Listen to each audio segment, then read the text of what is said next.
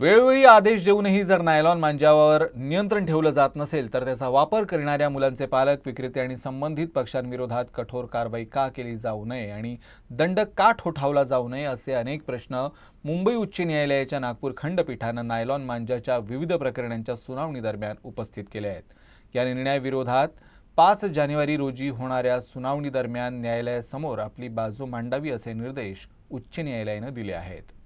Nylon मांजामुळे होणाऱ्या अपघातांच्या पार्श्वभूमीवर मुंबई उच्च न्यायालयाच्या नागपूर खंडपीठात दाखल याचिकेवर सुनावणी दरम्यान अनेक महत्त्वाचे प्रश्न उपस्थित करण्यात आले।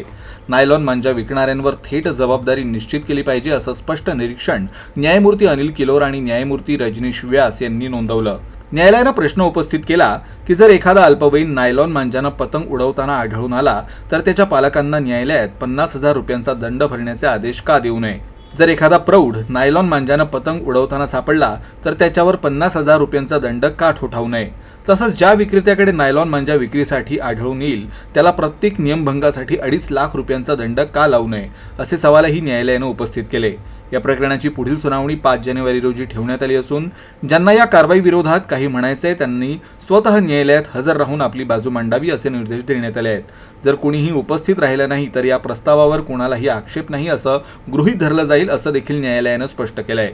दरम्यान सर्व जिल्हाधिकाऱ्यांना नायलॉन मांजाच्या धोक्याबाबत जनजागृती करण्याचे आदेशही न्यायालयानं दिले आहेत।